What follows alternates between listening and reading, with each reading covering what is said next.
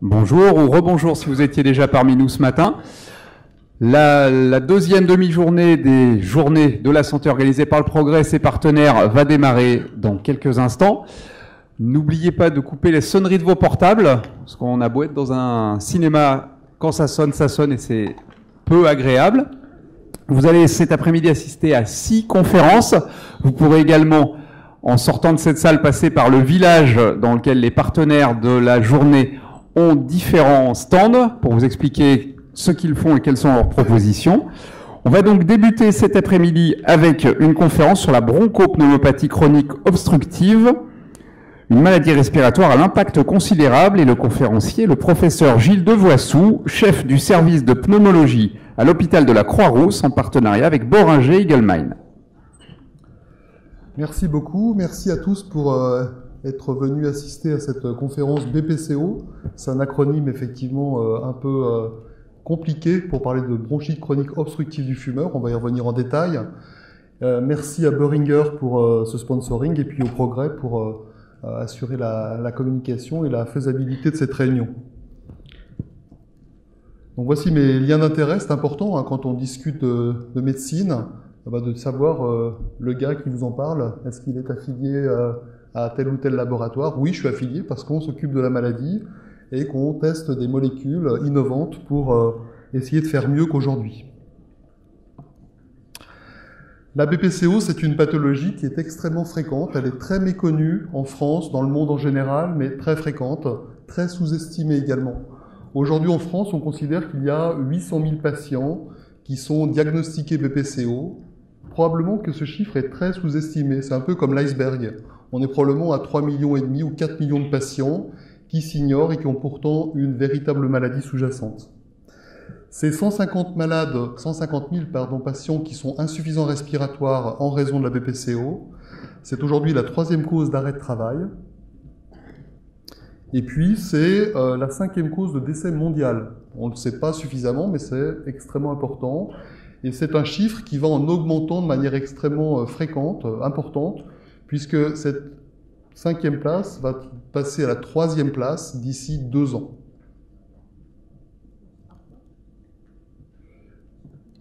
En France, c'est une maladie du fait de sa fréquence qui est responsable de coûts économiques très importants. On considère que c'est 100 000 séjours hospitaliers par an.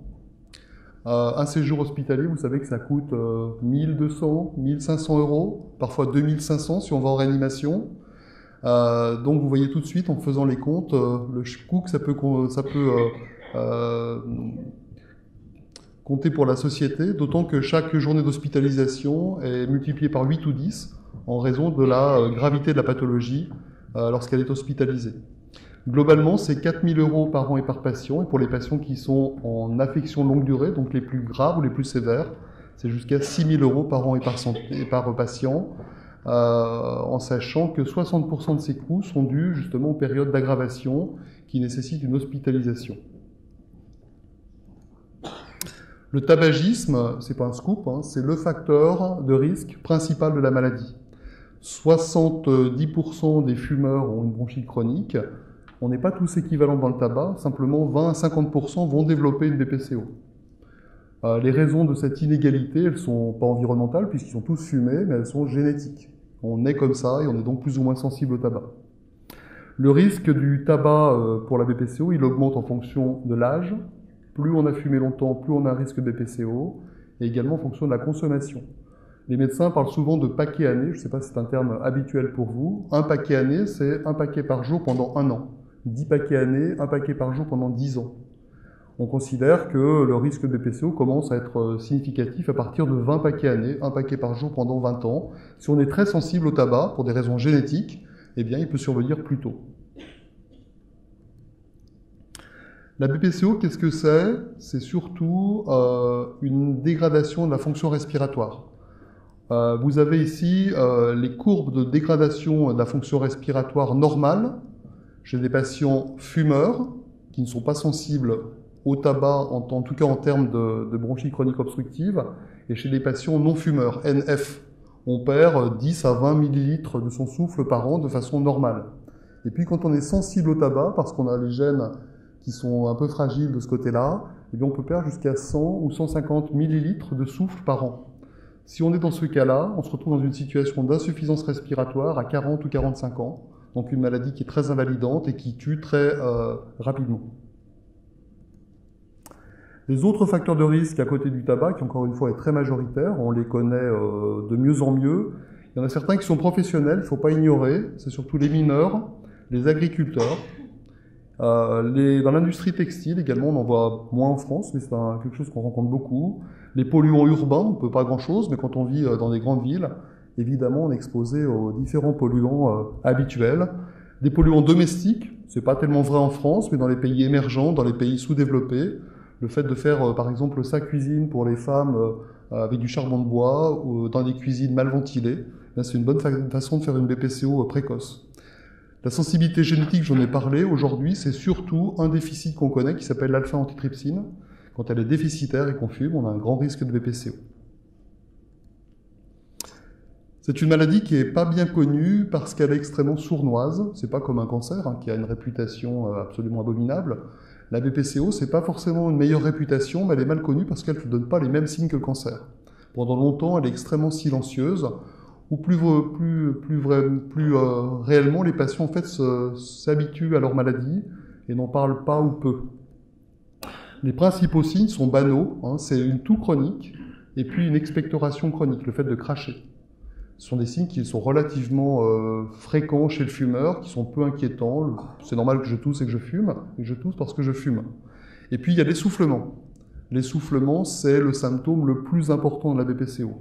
Là aussi, c'est un symptôme qui est facilement masqué.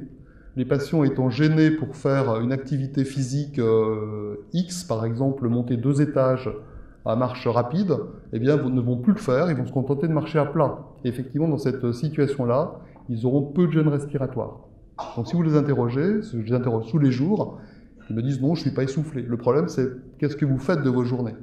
Et si vous creusez, effectivement, vous arrivez à trouver des essoufflements pour des activités de la vie de tous les jours, c'est-à-dire monter un escalier, pour d'autres, ça sera marcher à plat rapidement, pour d'autres, ça sera prendre une douche ou s'habiller. Là, c'est une évaluation des différents stades d'essoufflement. Alors, vous voyez on les définit de façon assez simpliste en 5 stades. Ça dépend du type d'effort difficile. Je ne vais pas les détailler ici. Un stade 1, c'est un patient qui est gêné pour monter les escaliers. Puis un stade 5, c'est un patient qui est gêné simplement pour s'habiller. Et vous avez tous les stades intermédiaires. C'est important pour chaque patient de lui affecter un niveau de gêne respiratoire en utilisant cette classification. Les signes cliniques, quand il va voir le docteur, eh bien on en dépiste quelques-uns, ils ne sont pas très spécifiques. On a des patients, vous les voyez sur la droite de votre écran, deux grands ensembles cliniques différents. En haut, c'est un patient qui a une bronchite chronique, relativement isolée, avec une BPCO. Il est plutôt en surpoids. Vous voyez que ses lèvres bleues, on appelle ça la cyanose. Il est peu actif, il est gêné à l'effort. Et puis en dessous, vous avez un patient qui a une maladie respiratoire proche. Il a beaucoup d'emphysème, une dégradation de son poumon avec des bulles d'air à la place du poumon. Il est très amaigri, il est également très gêné à l'effort. Ce sont les 2 modèles habituels du patient BPCO.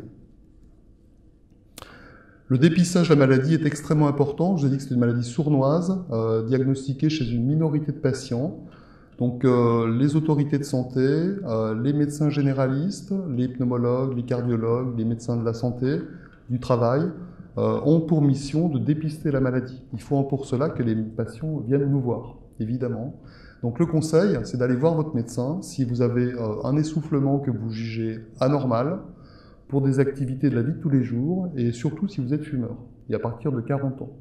Ça consiste à faire auprès de votre médecin généraliste un examen de votre souffle avec ce type d'appareil qu'on appelle un Pico 6 ou un Neo 6. Et en cas d'anomalie, c'est d'aller voir un pneumologue pour faire un examen du souffle, on va dire, habituel, une spirométrie qui mesure les débits et les volumes bronchiques.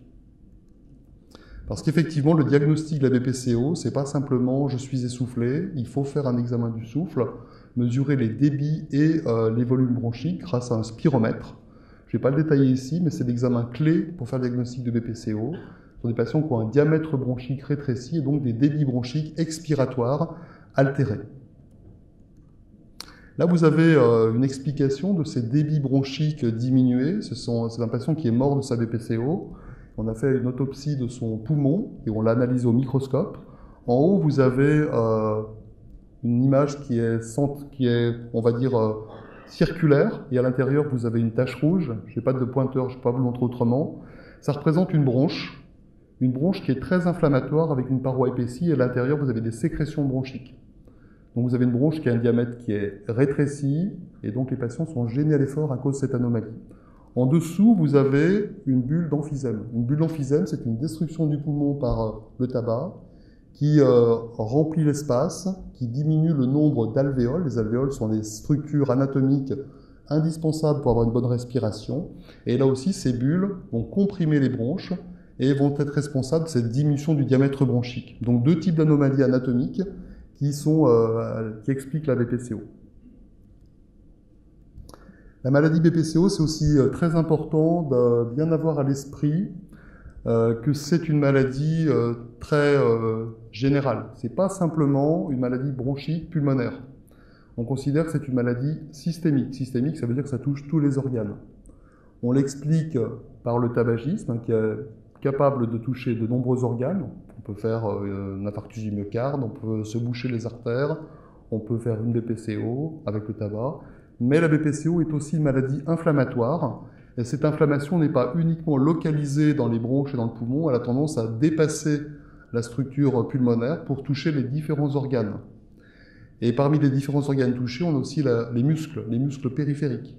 Un patient BPCO a en général une altération importante de son capital musculaire au niveau des cuisses, au niveau des bras, au niveau des muscles respiratoires. Et plus sa BPCO est avancée, plus il est gêné pour bouger, moins il bouge, plus il essouffle à l'effort. Et on a un cercle vicieux entre l'atteinte respiratoire et l'atteinte musculaire. Très important à prendre en compte parce que quand on prend en charge un patient BPCO, on va prendre en compte sa maladie respiratoire en utilisant des médicaments qui vont améliorer le débit bronchique, et puis également s'intéresser à son muscle avec des programmes de kinésithérapie, de réentraînement à l'effort pour améliorer la masse musculaire. Il est capital d'agir sur ces deux versants pour donner la meilleure qualité de vie possible aux patients qui a une BPCO. Je dis qualité de vie parce que malheureusement la BPCO est une maladie au niveau respiratoire qui est irréversible. Quand on a fumé pendant 30 ans, 40 ans et qu'on a une perte de son souffle de 20 à 25% par exemple, ces 25% sont perdus de manière définitive. Donc on est obligé de trouver des solutions pour continuer à vivre le mieux possible avec les 75% de souffle restants, ce qui n'est pas du tout impossible, mais ça nécessite une prise en charge médicale sérieuse. Ça, c'est une autre image pour vous montrer le caractère systémique diffus de l'atteinte associée à la BPCO. Ce n'est pas simplement une maladie respiratoire comme vous le montre le poumon en haut de la diapositive qui est altéré par le tabac. Vous avez cette inflammation qui est avec des médiateurs chimiques nombreux, peu importe. Et ces médiateurs chimiques, ils ont une action sur l'ensemble des organes périphériques. À gauche, de l'écran, vous avez l'atteinte musculaire, hein, c'est le rond qui est saumonné, dont je vous ai déjà parlé. Les facteurs d'atteinte du muscle, c'est l'inflammation, c'est aussi le manque d'activité physique, le tabac a une action directe. Et puis, ces patients ont souvent des troubles alimentaires et le manque d'apport protéique explique aussi cette atteinte musculaire. Donc là-dessus, c'est une cible à bien connaître, à ne pas méconnaître pour avoir une action thérapeutique. Vous avez des maladies cardiovasculaires qui sont extrêmement fréquentes. Ce n'est pas uniquement dû au tabac. Le tabac provoque des maladies cardiovasculaires, mais le fait d'avoir une BPCO, on provoque davantage, et on l'explique encore une fois par l'inflammation qui accompagne la BPCO. Vous avez une ostéoporose. Tous mes patients qui viennent me voir pour une BPCO, à un moment ou à un autre, on leur fait une densitométrie osseuse. C'est capital parce que le tabac, l'inactivité, l'inflammation sont des motifs d'ostéoporose. Et si on ne s'en occupe pas, si on ne le dépiste pas, eh bien on a un risque de fracture osseuse qui est important. Et c'est quand même dommage de ne pas s'en être occupé avant la fracture.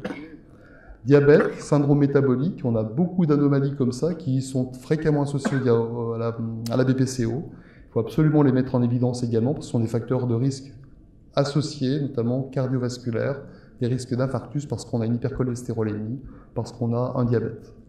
On a des anémies aussi, on a des insuffisances rénales, des insuffisances hépatiques, c'est moins connu, des syndromes dépressifs, beaucoup plus fréquents en cas de BPCO. Alors là, c'est multifactoriel, hein. C'est effectivement la maladie inflammatoire, mais c'est aussi le manque d'activité physique, les conséquences sociales de la maladie, l'isolement qui est dû au manque de capacité à rencontrer les autres, à ne plus pouvoir faire ce que l'on aime faire. On a montré aussi davantage de troubles cognitifs, des troubles mnésiques, c'est-à-dire des troubles qui s'apparentent parfois à des démences, plus fréquentes dans la maladie BPCO. Et puis je ne l'ai pas marqué ici, ou je ne l'ai pas vu de façon assez précise, vous avez évidemment le cancer bronchique, les cancers ORL. Ce n'est pas simplement dû non plus au tabac, hein, mais c'est dû aussi à la BPCO, qui est un vrai facteur de risque du cancer, par l'inflammation qu'elle engendre. On a montré qu'un tabagisme identique, le patient qui a une BPCO, c'est-à-dire 25-50% des tabagiques, et les patients qui n'ont qu'un tabagisme sans BPCO, eh bien le risque de faire un cancer bronchique était 2 ou 3 fois supérieur lorsqu'ils avaient une BPCO. Ça, c'est la prise en charge globale de la maladie BPCO. C'est sur une diapositive, donc c'est forcément un petit peu simpliste, mais ça vous donne une vision complète des armes thérapeutiques à notre disposition. Toutes les BPCO doivent pouvoir bénéficier des mesures de sevrage tabagique. Ça, c'est capital. C'est un combat difficile, hein, parce qu'on a des patients qui sont très arc-boutés sur leur consommation de tabac, qui peuvent être pas du tout intéressés par l'option d'un sevrage. Et le travail du docteur, c'est d'essayer de les convaincre et de les mener sur le chemin du sevrage, en utilisant divers moyens, pharmaceutiques, comportementaux, hypnose. Il n'y a pas de mauvais moyens si ça marche. Un programme vaccinal, c'est capital. Les vaccins, je sais, ils n'ont pas forcément bonne presse, mais c'est à tort. Les vaccins, je dis souvent à mes patients qui sont un peu, on va dire, inquiets vis-à-vis des risques qui courent par la vaccination. Le vaccin, c'est probablement l'arme thérapeutique qui a permis de sauver le plus de gens depuis qu'ils existent. Si vous mettez dans la balance des vaccins ou des médicaments, ben, il n'y a pas photo, hein. Des millions de patients ont été sauvés par des vaccins. Et chez les patients qui ont une maladie respiratoire chronique, une BPCO, la vaccination antigrippale tous les automnes et la vaccination antipneumococcique tous les 5 ans sont 2 vaccinations indispensables pour éviter les aggravations de la maladie qui sont vecteurs de décès et de perte de la fonction respiratoire encore plus rapide. Un suivi médical régulier également important, hein, pour s'assurer de la stabilité de la situation. Ce n'est pas simplement une consultation tous les 5 ans, hein, il faut voir le médecin en fonction de la sévérité de la maladie, et c'est le médecin qui peut vous donner la fréquence des consultations. Dès que les patients sont gênés à l'effort, on va dire pour monter par exemple un étage, 2 étages, ou pour des efforts moins importants, on va mettre à leur disposition des traitements qui dilatent les bronches. Je vous ai dit que la maladie était associée à une diminution du diamètre des bronches. On va essayer d'augmenter le diamètre des bronches en prescrivant des bronchodilatateurs, courte durée d'action, qui permettent d'avoir une action au moment où le patient est en difficulté. D'accord ? En quelques minutes, vous allez augmenter le diamètre des bronches et être capable de faire un effort physique inhabituel ou compliqué d'habitude. Et puis quand ce n'est pas suffisant, que l'essoufflement est présent tout le temps, on va mettre des bronchodilatateurs qui agissent au long cours, sur 12 heures ou sur 24 heures. On a aujourd'hui des médicaments qui sont efficaces sur 24 heures en une prise par jour. Donc c'est pas très contraignant et ça rend de vrais services. On a différentes classes thérapeutiques à notre disposition, on essaie de les utiliser de manière progressive avec une molécule, puis si c'est pas suffisant, on en associe une seconde. On a aussi dans notre escarcelle des corticoïdes inhalés qu'on utilise quand les patients font des aggravations fréquentes dans maladie bronchique. C'est un médicament qui a une action intéressante sur certains types d'inflammation du BPCO, mais ce n'est pas un traitement systématique. Je ne vous ai pas reparlé, mais c'est capital, hein, le programme de réentraînement à l'effort pour lutter contre la perte musculaire et contre la perte d'autonomie. Ça doit faire partie vraiment de toute prescription du BPCO qui sort de chez son médecin. Un patient qui a une maladie légère, le conseil, c'est de marcher. C'est de marcher régulièrement. De faire, par exemple, on va dire 30 minutes de marche 2 fois par semaine. Okay ? Pour des patients qui sont davantage handicapés par leurs problèmes respiratoires, la prescription se fait via un kinésithérapeute, avec 2 ou 3 séances hebdomadaires de kinésithérapie respiratoire, sur vélo ou sur tapis de marche, en ayant pris quelques précautions, parce qu'effectivement, il ne s'agit pas de mettre en nouvelle activité physique un patient qui aurait par exemple des artères coronaires bouchées. Donc souvent, qu'est-ce qu'il faut faire? Il faut les envoyer voir le cardiologue. Le cardiologue qui va faire un test d'effort, s'assurer que les coronaires marchent bien, pour ensuite faire le test, le rentraînement à l'effort dans de bonnes conditions. Et dans la prise en charge, évidemment, le médecin fait le bilan des maladies associées à la BPCO, cardiovasculaires, oncologiques, cognitives, dépression, etc. Toutes celles qu'on aura identifiées devront être prises en charge pour leur propre compte. Voilà ce que je voulais vous dire et je suis à votre disposition pour répondre à vos questions. Merci.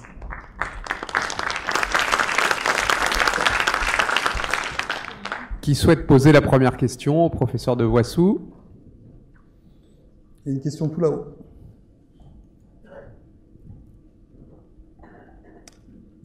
Merci. Monsieur le professeur, je voudrais savoir si la pratique d'exercice quotidien à domicile de kiné respiratoire est conseillée. Merci. La kinésithérapie quotidienne au domicile pour des patients qui n'auraient pas les moyens d'avoir une activité de marche par eux-mêmes, c'est sûrement intéressant, utile. Le problème, c'est la disponibilité des kinésithérapeutes. Et pour trouver pour de nombreux patients un kinésithérapeute disponible tous les jours de la semaine au long cours, c'est pas forcément très simple.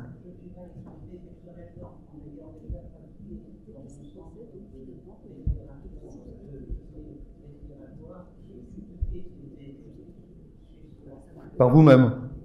Ah oui, ça c'est très bien. L'activité physique, elle est tout à fait conseillée. Le plus simple, c'est pas forcément de se faire aménager des agrès d'activité physique chez soi, mais la marche, sortir de chez soi tous les jours, marcher 30 minutes, 40 minutes, une fois par jour, et tous les jours de l'année, c'est excellent. Si en plus vous voulez faire du vélo d'appartement, une fois que vous avez le feu vert de votre cardiologue, il n'y a aucun problème.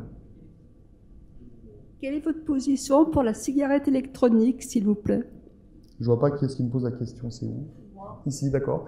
Alors, le problème, c'est le tabagisme. Le tabac est un adversaire très coriace. Les moyens de sevrage sont compliqués. Ils sont pas compliqués. Les moyens de sevrage sont parfois inefficaces, souvent inefficaces. Vous savez qu'on a 10 à 15% de sevrage tabagique, quels que soient les moyens thérapeutiques utilisés. Donc, c'est pas beaucoup. Je m'exprime à long terme.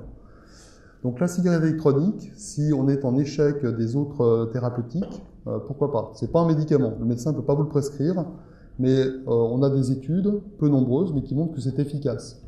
Pourquoi pas? De toute façon, c'est beaucoup moins toxique que le tabac. Donc si ça permet à un patient de se sevrer du tabac, eh bien il n'y a pas de problème, et je crois qu'il y a un consensus médical pour dire allez-y.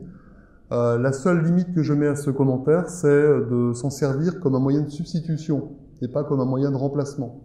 Il y a beaucoup de patients que je vois, ils sont allés acheter leur cigarette électronique, ils vont acheter des cartouches toutes les semaines, comme ils le faisaient avec leurs cartouches de cigarettes.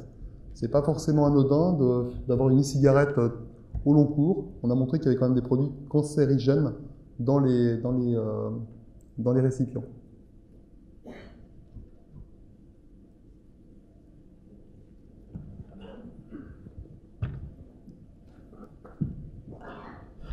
Bonjour. Est-ce que l'asthme est un facteur de risque de la BPCO ou bien est-ce que c'est deux maladies tout à fait différentes? C'est deux maladies différentes. Maître en médecine, quand j'étais étudiant, mettait les deux maladies diamétralement opposées. La BPCO ici, l'asthme ici. Ça, c'est très académique, c'est vrai. Entre les deux, il y a des maladies qui cumulent des caractéristiques, on va dire, proches. Mais globalement, quand on a un asthme pur, un asthme de l'enfance pur, et qu'on ne fume pas, on n'a pas de chance. On ne va pas développer une BPCO. Ce sont deux maladies différentes. Quand on a fait un asthme de l'enfance et qu'on a la mauvaise idée de se mettre à fumer à 18 ou 20 ans, on a de bonnes chances d'avoir une maladie qui cumule des caractéristiques de l'asthme qu'on a hérité de nos parents souvent, l'allergie, l'asthme, et puis d'y associer les méfaits du tabac, et donc d'avoir une maladie mixte. Mais l'asthme en lui-même ne donne pas de BPCO.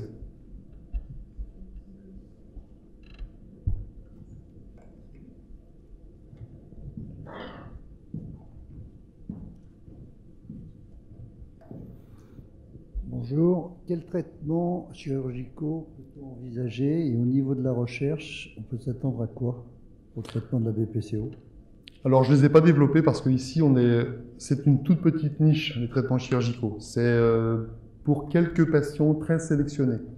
Le traitement chirurgical probablement le mieux connu, c'est la transplantation pulmonaire. La transplantation pulmonaire, c'est une chirurgie qui est extrêmement lourde, associée à une mortalité importante, de 30%, 40% dans les 2 ou 3 premières années. Elle s'adresse à des patients jeunes, de moins de 60 ans, qui n'ont pas d'autres maladies associées et qui ont une maladie gravissime. Ça veut dire qu'il va y avoir une maladie gravissime, une BPCO très sévère avant 60 ans, c'est un tout petit nombre de patients. D'accord ? Après, les traitements chirurgicaux classiques, il y en avait un autre qu'on faisait de temps en temps pour des patients qui avaient beaucoup d'emphysème, donc une destruction de leur poumon avec des bulles d'air, et ça consistait à amputer le poumon de ces régions emphysémateuses qui comprimaient le poumon et qui comprimaient les bronches. On a montré que c'était moyennement efficace, qu'il y avait aussi une morbidité, une mortalité après l'opération qui était importante. Donc c'est une technique qui est tombée un peu en désuétude. Aujourd'hui, on a mis en place des techniques qui visent à reproduire ce que faisait le chirurgien, mais de manière moins invasive. On essaye de boucher certaines bronches et d'affaisser des bulles d'emphysème en traitant les bronches en elles-mêmes, avec par exemple des valves. Dans les bronches. C'est une technique qui est en cours de développement, qui mérite encore d'être évaluée, mais qui peut rendre service à certains patients. Encore une fois, c'est un tout petit nombre de patients. Sur les 800 000 BPCO qui ont la maladie, c'est peut-être quelques centaines de patients qui peuvent être intéressés par ce type de technique. J'ai fait une pneumopathie en 2017 et depuis, je fais que des bronchites. Est-ce que vous avez arrêté de fumer ? Il y a 35 ans. Bon, le problème, c'est ça. Alors, je sais pas, je connais pas. Hein. Je sais pas si vous avez une BPCO, si vous avez autre chose. Ça mérite sûrement une expertise médicale, pneumologique. Ce que l'on sait, je vous l'ai dit tout à l'heure un petit peu, je peux pas rentrer dans votre cas personnel, mais quand on a fumé, même si on a arrêté de fumer il y a 35 ans, si vous avez, pendant toutes vos années de tabagisme, développé une BPCO, vous conservez non seulement la BPCO, les volumes respiratoires que vous avez perdus pendant vos années de tabagisme, ils sont perdus, même 35 ans après, et vous conservez probablement une sensibilité un peu accrue aux infections respiratoires. Parce que la muqueuse bronchique s'est modifiée de manière irrémédiable, parce que les cils sur les cellules bronchiques ont disparu, parce que l'inflammation dans les bronches persiste, et parce que l'immunité endobronchique a été altérée par le tabac. Donc c'est souvent des cicatrices cliniques que l'on rencontre malgré l'arrêt du tabac. Après, c'est probablement important, si vous n'avez pas eu d'expertise médicale, de le faire pour s'assurer qu'il n'y ait pas d'autres explications. Une petite question, vous avez tout à l'heure précisé autre facteur isolé ou intrigué, professionnel. Est-ce que c'est reconnu comme maladie professionnelle dans le tableau des maladies Alors la seule maladie qui est reconnue comme maladie professionnelle, c'est un vrai sujet, c'est compliqué. Parce qu'aujourd'hui, le poids du tabagisme étant tellement important, quand vous allez voir les médecins de la sécurité sociale, ils vous disent « Oui, mais ce patient a énormément fumé, donc le caractère professionnel, on ne le retient pas. » Pour que ce soit retenu à coup sûr, eh bien, il faut avoir une BPCO et avoir le minimum fumé. Il n'y a qu'une seule maladie qui est reconnue comme maladie professionnelle, un seul tableau, c'est les mineurs. Les mineurs de fer. Donc en France, ce n'est pas une grande population de patients. Mais quand vous avez un patient lambda, même s'il a beaucoup fumé, s'il est exposé massivement dans un métier d'agriculteur, où la maladie a quand même des particularités un peu différentes de celles du tabac, ou dans l'industrie textile, ça vaut quand même le coup de se battre et de monter un dossier pour aller le défendre. C'est jamais gagné devant les médecins qui évaluent ça, mais ça peut, c'est bien connu. Une question encore? On va remercier et applaudir le professeur de Voissou.